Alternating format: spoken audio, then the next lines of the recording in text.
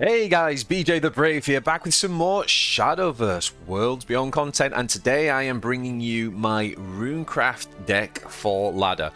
Now, Runecraft, as we all know, is a tier 1 deck, and I've seen various versions of Runecraft, most recently integrating a little bit of Sigil, Earth Sigil, which is kind of good. I tried it for a bit, but I found it a little bit clunky. I've seen versions that are heavily tailored to a control set, sort of tournament setting, if you like. But the version I'm going to show you today is a version that I think is a slightly more forgiving and a really good version for climbing ladder specifically. And I am definitely having, a superior win rate with this version. So, with that said, let's dive into the deck, and then we're going to look at some gameplay as well. Alright, so, first up, obviously we are trying to survive the early game, because we have one of the best inevitable late games in the game, and we also have incredible amounts of draw to filter through the deck. So the QR code is there, but we're running 3 copies of Foresight, again to help us with spell boost. Every time we play that's a spell, all the spell boost things get a buff, and we sift through the deck by 1. Now, Stormy Blast has 2, and I've got to be honest, the one card I was thinking about is whether to put 3 back in, and the main reason for that has been the recent increase in aggro Storm Dragon. And in there's lots of Intimidate units, which of course, Stormy Blast is very good for cheap at getting rid of. So there is an argument for potentially dropping 1 Radiant Rainbow and actually sticking in a third Stormy Blast. I think that could be a good tech if you're seeing a lot of Storm Dragon on ladder. But I'm going to stick with the deck that's got me just done well for me so far. So I went for 2 copies of Stormy Blast, 3 copies of Miss Miranda. This is your kind of early game, keeping up on the board. You're looking for this in the mulligan, and of course it's advancing your spell boost game plan. Similar thing with True Summons. This is a very average card, but I found it necessary in the ladder versions of this deck. I just think being able to put that all-important 2-2 down in the early game is so critical, because if you ask yourself, how do you lose with this deck? It's often if you get steamrolled in the early game. So I kind of like having those 6 copies of the 2-2s along with the kind of Stormy Blast removal.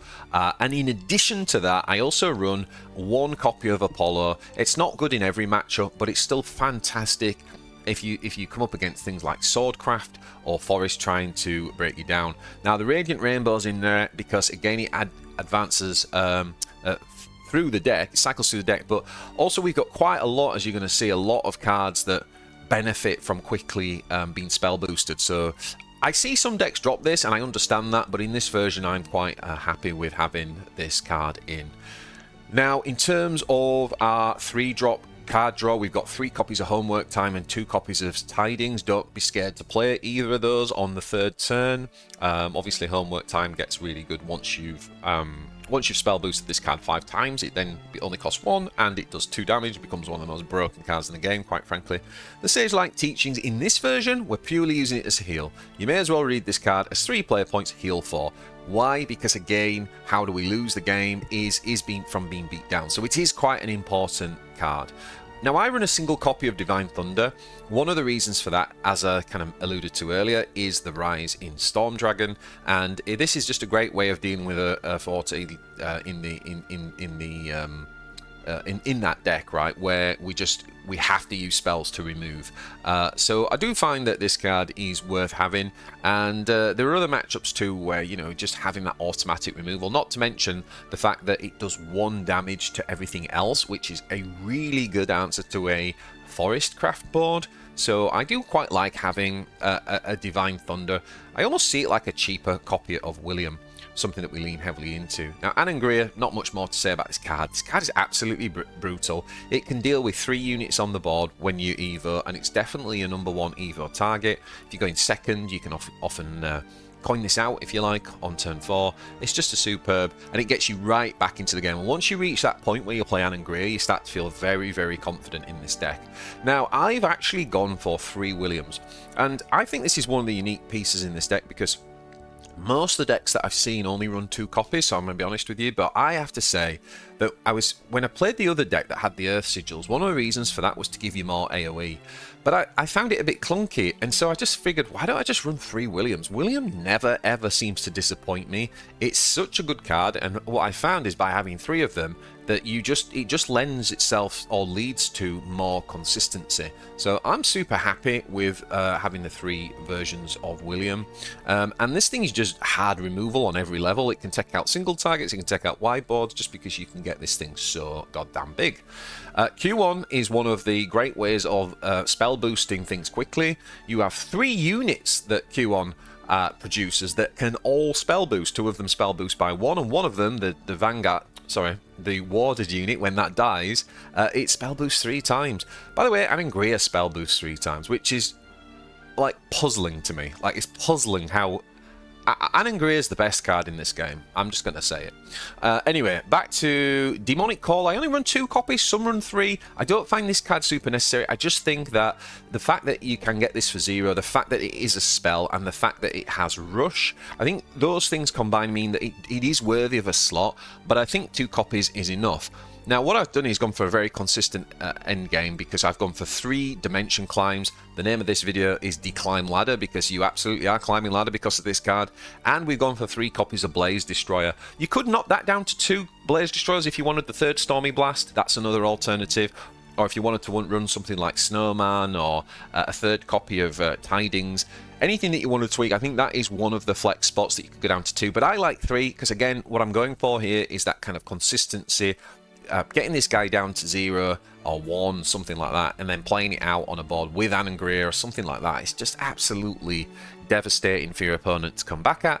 And of course, a really big finisher is that we can get up to essentially turn 10 or turn 9 if we've got the coin, right? And then we can kind of play a point out, and as long as we've got our decline down to 0, we can play the Ruler of Cocytus, and then we can play a 0-cost decline, drawing all of the demons that Cocytus has just put in the deck and refilling our play points to 10 so that we can then play all those devastating cards. I mean, that's one of the most, it's probably the most devastating finish end game in the game. So yeah, this deck is a lot of fun. It does take a little bit of getting your head around. I did lose quite a few games when I first started playing with it, but I'm really starting to get there now. So let's dive into some games. Just before we do that, hit that thumbs up down below for me, and of course, if you have just landed on the channel, then please subscribe. We are bringing you essentially daily content at the minute for Shadowverse Worlds Beyond, and yeah, let me know any questions or feedback that you have in the comments. All right, with that said, let's dive into some games. Okay, so first up we've got a game against Portalcraft. This really shows off some of the key things that we talked about in the deck tech. So as you can see, we really want the early cards. We know that Portalcraft play lots of nice early minions as they build up their parts, or puppets, whichever version it is really.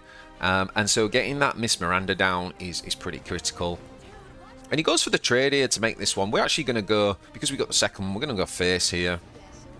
And kind of force him to use his attack to make that trade. Which he does, and he drops Miriam. So he's building his pieces up so he can start to craft the, you know, whatever mechs are best suited to the situation. We're happy at this point, guys. We're just trading the board. We're not losing life. You know, we're pretty happy. We've got Declimb in hand, we've got Ruler in hand, and so we need to start thinking about how many spell boosts we need. I'm going to turn those on so you can see. So you see, we just went with a proactive homework time there. No need to be greedy with that card. Like, if you've got the play points to play it for 3, and you're waiting around, then just go ahead and do it.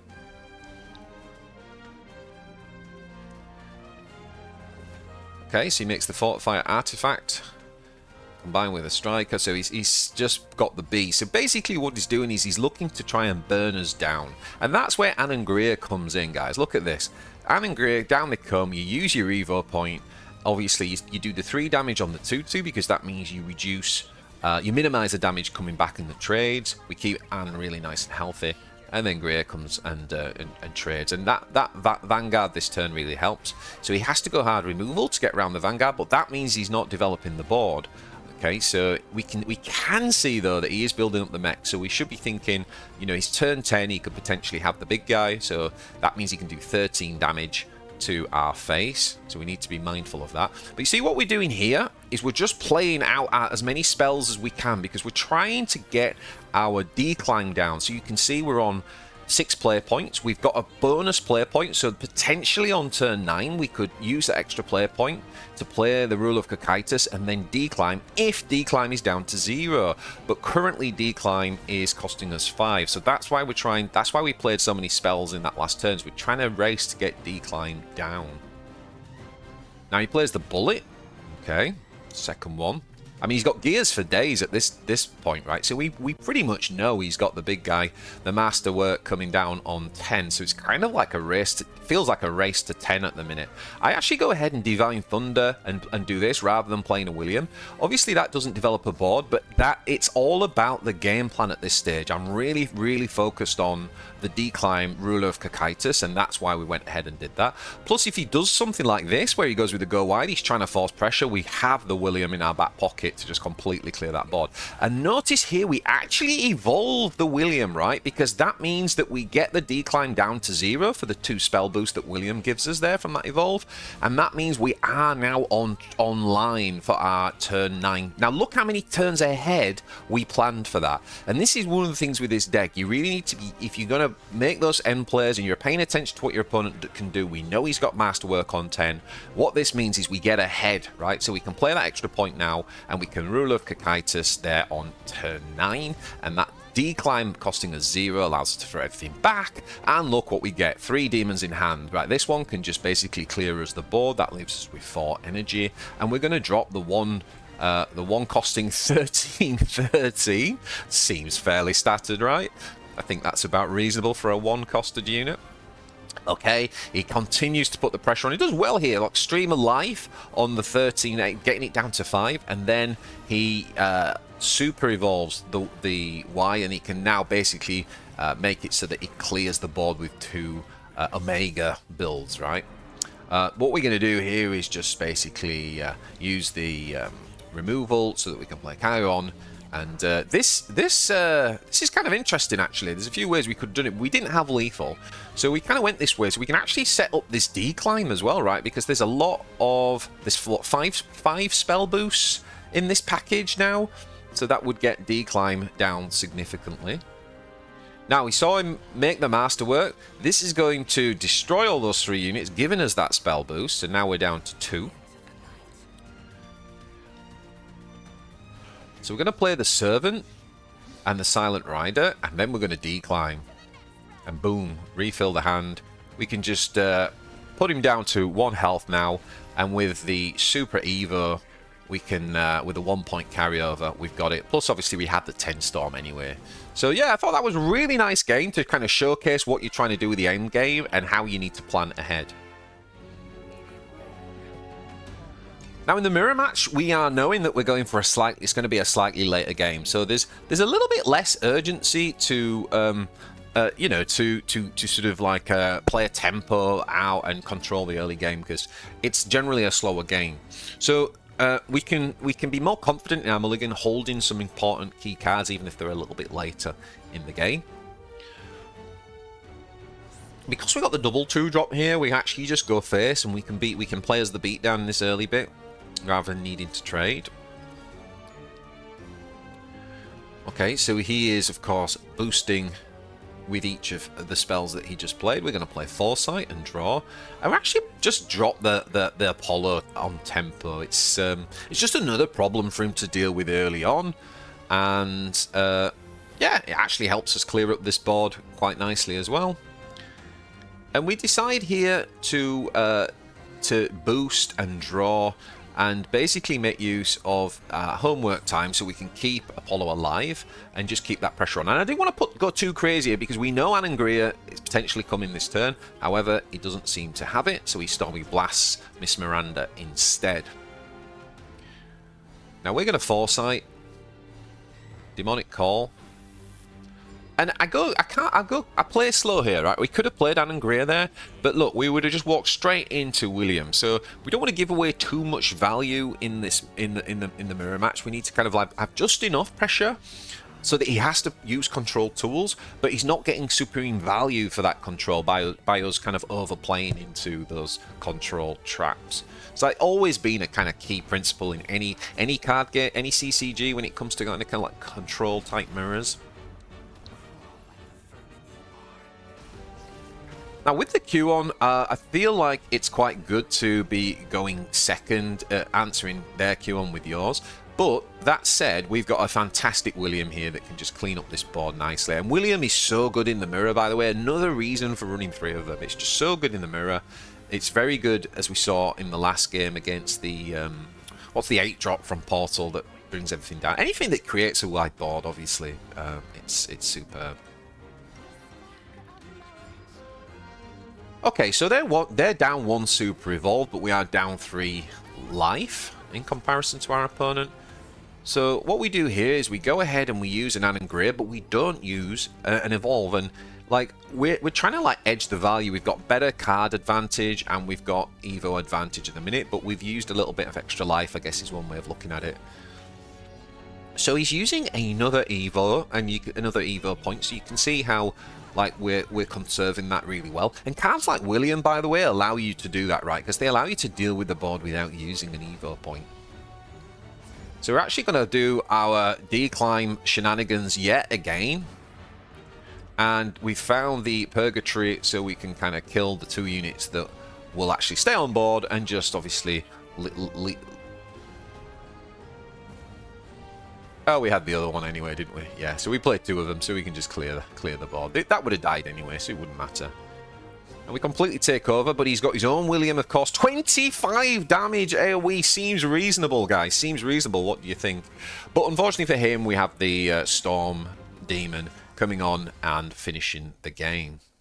So we got to our win con earlier, and we kind of you know, we kind of like played slower on our Evo points. We were able to keep up whilst maintaining our Evo points to counter whatever threats he could put forward. All right, next up we've got Abysscraft, and then I think we'll play a game against Swordcraft.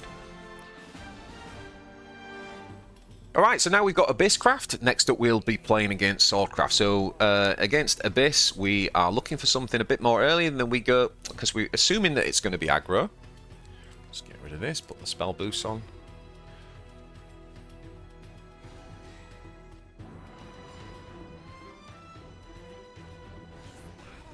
Down comes Greedy. Great card. Pretty standard opening. We drop Miranda just to compete with the board. We still don't know what type of Abyss at this point, but now we're pretty sure that it's like a sort of aggro version. So really what I'm doing is, we're quite lucky there getting the truth summons, but only lucky in the sense that it just gives him a distraction, which he might just ignore anyway.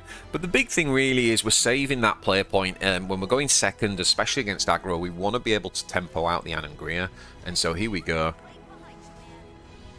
And there's an argument to not even Evo here, but we actually do decide to Evo because we want to keep a 5/5 ward unit up, right? Making it really difficult for him to deal with Anne.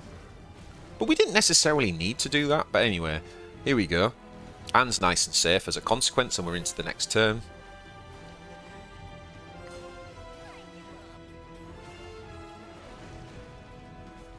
And we decide to use the 3/3 rush unit and keep the 2/2 alive, just so we can put more pressure on face, right?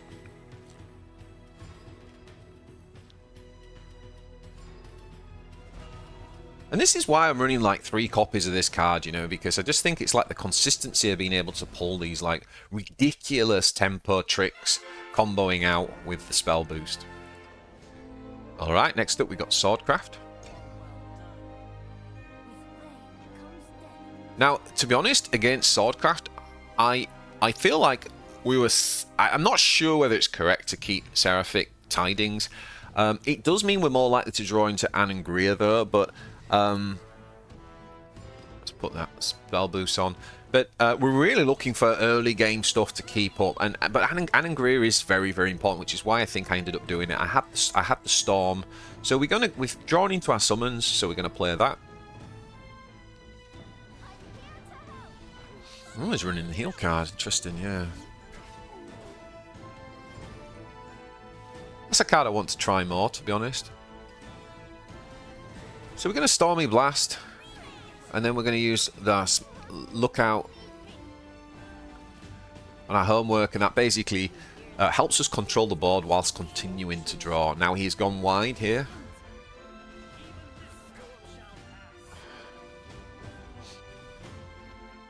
Unfortunately, we draw into Anangria, but that's the thing about this deck, right? We played previous turns to draw through the deck, so it's only a matter of time before you find your answers, and that's especially when we've got 3 of all of our kind of big answers and big combos, right?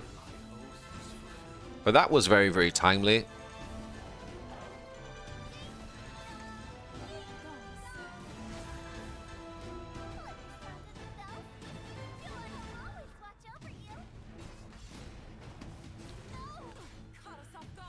He could have actually put more damage on face that turn, but he sort of went with the like value trades. So we can use our removal again there, and now we can get a big guy down into play. Nightly Rending, that's quite a good card. So now we're into the Super Evolve phase, but we're just going to run Q on out here. We don't need to evolve. Something I like about the Q-on card is you can kind of run it out and you don't always need to use the evolve. However, he's got Amalia, so he's got a really good answer here. But again, this is where having the 3 Williams are important. Now, one of the key things to note here is against Swordcraft, of course, is that we are down to 12 health, which means that we from turn 9 we are in danger to an Albert, right?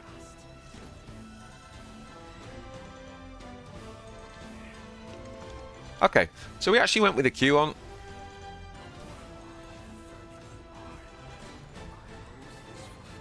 And what we do, which is pretty important here, is we choose to keep the ward alive, and we actually declimb here.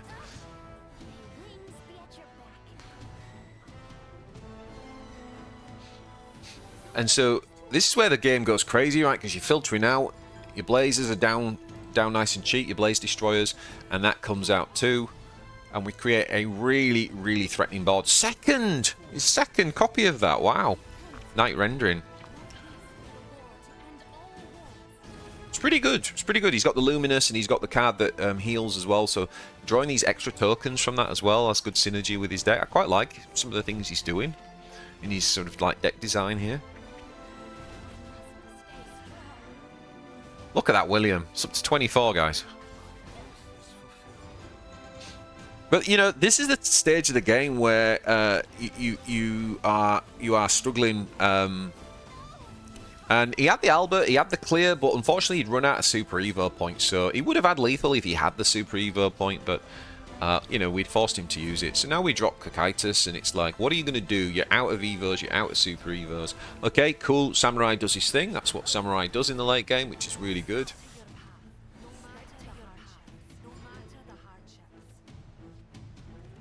Arms Peddler, wow. And Storm for the win. Storm Demon for the win. Alright, so next up we are up against, I believe this is Ramp Dragon. Obviously you don't know that at the start of the game.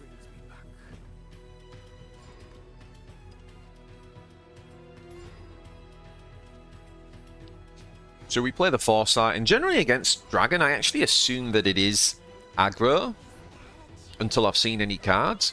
But then as soon as I see this card, actually starts to make me think it might be control, right? The card correction, the card draw stuff, the ramp's there from the Dragon sign. So now I'm pretty confident this is going to be more of a ramp Dragon build, to be honest. So we go ahead and draw. We're a little bit less concerned about being beaten down early. Plus we've got the bonus player point, and we've got double Anangria. So we're going to go ahead and do that now. Pretty standard Evo to kill the 3/3 for nice value, and you always trade with your... Well, you don't always trade. Actually, that's not true.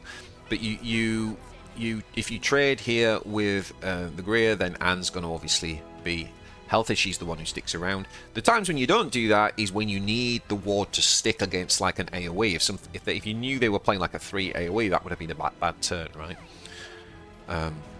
Yeah. So we're going to drop Miranda. And as always, Anne and Greer just like doing her thing, keeping us in the game. Now he's going to Apollo. He's probably going to Evo here. Yeah, Evo is quite a nice clear for him. You know, but at the same time, he's not developed the board, so we're still able to kind of play at our pace here. And we actually, as a result, drop a proactive Anne and Greer. You know, it allows us to get the 3 spell boost, so we can also play the Blaze down. And we've got another Anne and Greer plus Kalyon in hand as well, and it's advancing our decline, right, by getting the 3 spell boost. Okay, here comes the big guys. Hate playing against Guy because the stick is so sticky, this card. But actually, he has used the barrier, so I think playing Akion out here, we are going to Super Evo though.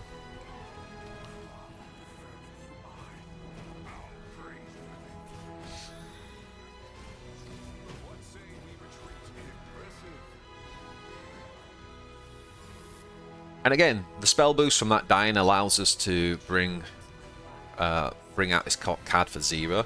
Now he has got Forte here.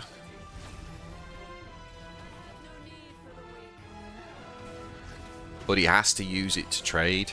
And that, you know, you're always fairly happy when you see that, right? We've still got some issues here, don't get me wrong. But we're going to play this so that we can decline straight in. Draw. And we find William. And that's our clear. Yet another use for the William, and why I love having 3 of them so much. You know, coming out after a decline like that, especially if it's been boosted early game. Remember, you keep the stats, you keep the spell boost if you get thrown back into your hand.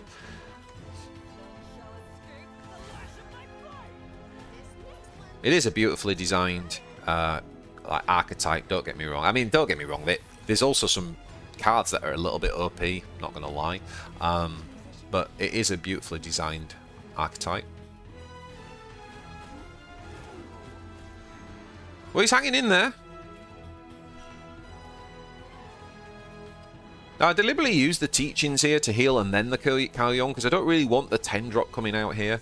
I'd kind of rather get the boost, right? Because right now we've got a decline in hand that is basically doing nothing.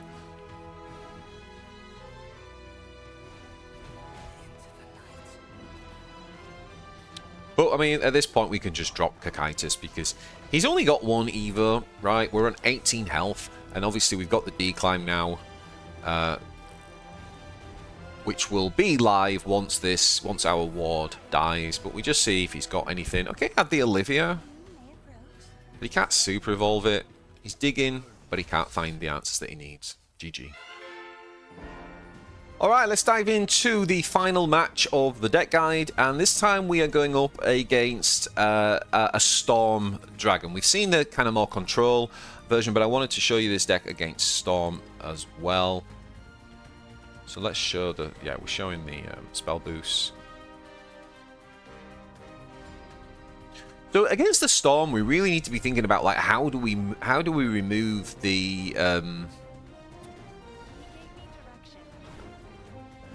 how do we remove the Intimidate units, right? And that's why we want to keep things like Storm, we want to keep Divine Thunder, we want Williams, we want all the things that are able to remove those Intimidates. And we need to plan for them too, like, you know, I probably would keep Divine Thunder for a Forte, for example, because that thing with Super Evo can get really big.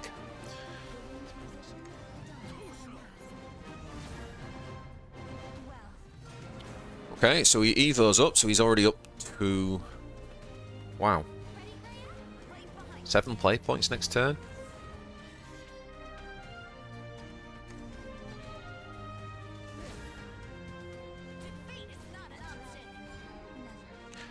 So we're going to Evo just to have a really nice clear. And he's obviously now... Oh my gosh, he's got another... Yeah. He's going to go to 9 play points next turn. Wow. That is some ramping, guys. We're going to play with William and just actually try and deal with that board. We know, though, that here he could be playing something like his 9 dragon. Okay, he's got the Dragonic Beast. Same idea. Storm.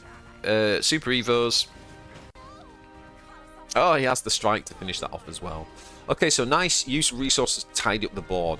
But can we answer? We've got the Kuyon. Not quite sure how to say that properly. My Yorkshire accent. There's no messing about here. We will definitely be Super Evoing. But that's okay. We're answering his Super Evo with our Super Evo. And that means we're able to clear that. And what I want to do here is, yeah, bring on the... I was going to call it a 7 drop, but we've obviously got that cost reduction down. But we're keeping our ward unit up, knowing that he's got things like this. And look at this. We've got such a good answer with Divine Thunder. He quits the game there, but Divine Thunder would not only kill Forte, but the 1 drop to everything else would clear that as well, dealing with the inevitable units. So there we go, guys. I hope you enjoyed that. Hit that thumbs up if you did. Appreciate all of the support. I've been enjoying all the comments and interaction with you guys as well, so keep it coming. You've got the QR code there, and let me know in the comments as well which deck guide you would like to see next. As I say, there's lots of versions of the decline, but for me, this is a really nice one for ladder. It's got a little bit more forgiveness in the early game and a bit of help to get you through to where the big finishes are. So, guys, enjoy. So thanks again, and guys, if you enjoyed this video, I definitely recommend you check this guide out here, where I actually go through and do an in-depth masterclass on Swordcraft with a tournament finalist who is a real expert player in the game. There's so much learning in that one, so definitely check this video out next.